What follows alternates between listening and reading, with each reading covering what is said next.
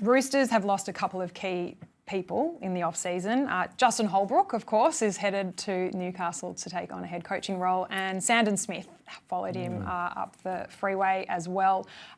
In Newcastle, I guess that gives Justin a pretty big headache in his spine this season, with some pretty exciting players to choose from. Probably hasn't been the case for a while in the halves for the Knights to have they've had some options, but at the moment, I guess you'd say that they're really strong players to choose from. I guess in the past, the halves for the Knights have been an issue. So I'll put you straight on the spot for your former teammate, Sandon Smith. He arrives up there. He wants to be halfback. Is he halfback for the Knights come round one? He will be their 7.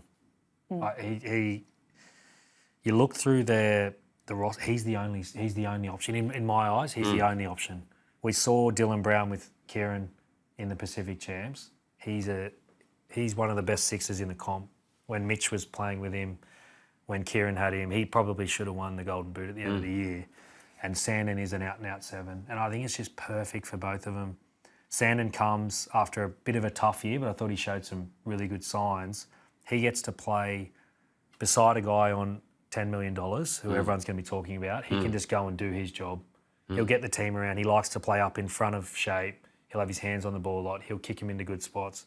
And then on the other side, Dylan doesn't have the weight of the 7. He just wants to run the ball. He doesn't have Andrew Johns' jersey. He's still got the price tag, but he's going to be able to play. He loves playing left-hand short sides. He loves playing at the back of shape.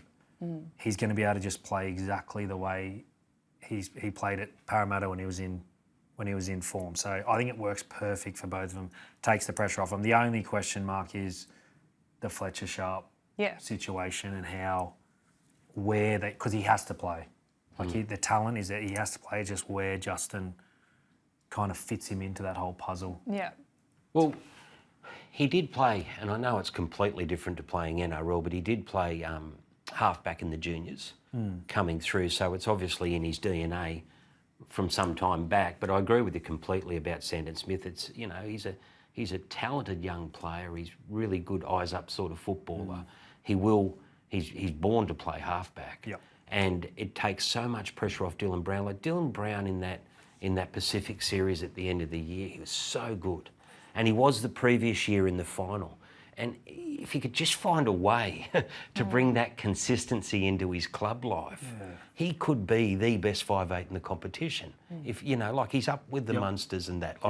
He's a super, super player, but it's just those moments are few and far between, aren't they? He seems to lift to another level when he plays for the Kiwis. It's been tough. Mitch obviously missed nearly the whole year, right? And he's missed time through the last couple of seasons. And every time, probably they didn't have an option, but Dylan had to move to 7.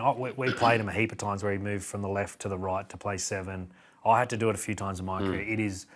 It's an uncomfortable feeling for a natural 5'8", and he plays a similar style, left-hand side, left short sides, out the back of shape, to then move over and control the team and kick, and you lose your eyes, and it's an uncomfortable feeling. And I know exactly how he would have felt, and he would have felt so free during that Pacific Championship to have Kieran up in front, playing on ball. He was the second half, and he's going to be the second half on a lot of money, but he's probably going to have the most impact out of all of them. Yeah. Could you give us an idea of Sandon Smith as a halfback, like on a regular basis? Does it remind everyone, is there any similarities at all with Luke Metcalf from the Warriors, with his speed and the way that he could blow open a game? He's so fast and powerful. He's only small. He's got a good kicking game now. He's worked really hard on it, but he is powerful. You've seen in that Anzac Day clash last year, can blow a game open. And sometimes it took me a while too. It takes these halves 50 games. I think Sandon would be under 50. He'd be around that 50 mark. I think Joey said it before about he started to see the game better at about 80 or 90 games. It's going to take him a while, but I think he's got that ability that Luke Metcalf showed last year to just turn it on. And Justin's perfect for this. They've struggled with their attack a bit. He is perfect. He was with us the last 2 seasons. I think the Roosters have been number 1 in attack. He was there. He was with us in 17 when our attack was good. He is perfect for these Newcastle spine members. Yeah, because you said before about it creates a headache for Justin. It actually alleviates a headache. knowing that you've got him to come there, and then it's true. you know The headache is just where you play Fletcher Sharpe. That's really the headache only. But isn't it? even as a winger, when he really burst onto the scene, he was finding his moments coming in off the wing and think just he's playing backing up through the middle of the ruck. And I actually, even though the Knights had such a disappointing year, if they can get Ponga on the field and he's fit, 2 years ago you saw what he did. Like the Knights could beat anyone, and then you've got Dylan Brown, who at his best is as good as anyone out there. Yeah. Like it would not surprise me at all if they stay fit and play the majority of the season if the Knights aren't pushing around the top 8. They'll be a lot better than what they were last year. Yeah. The question mark is the pack. Yeah. Leo Thompson moves on.